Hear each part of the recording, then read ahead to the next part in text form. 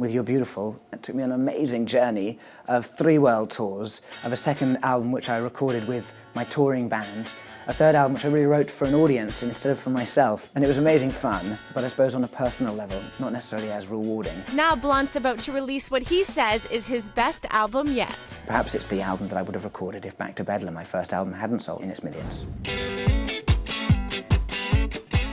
We met up at the New York City Center for Space Science Education to explore the space idea behind Blunt's new album. You can't just open a door and go right out into space.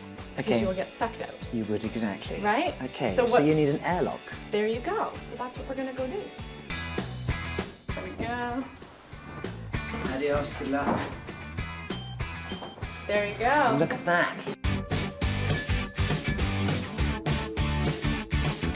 I've been doing a video for a song of mine called Satellites, and where I was stuck in kind of astronaut's helmet. We could put that on through camera or not.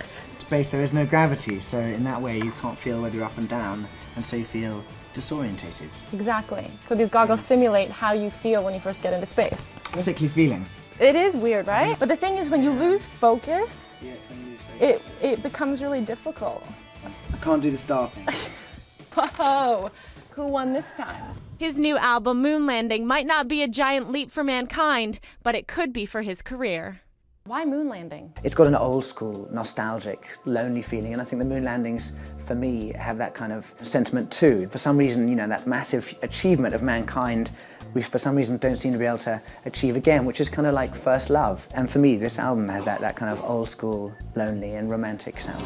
This world is getting colder, strangers passing by. No matter where you're from, what country, what religion you might be, or what sex or what sexuality, humans need to connect with someone. And so the lyrics are really simple. It's people like us. We don't need that much, just someone to light the spark in our bonfire heart. One that starts the spark in our bonfire heart. To have filmed Bonfire Heart and driven on, you know, a bike without a helmet through 2 states and covered 100 miles was great, great fun. The most amazing part for it was when we pulled up to do the final scene in a car park, and what we didn't know is in the bar of the car park was a wedding going on.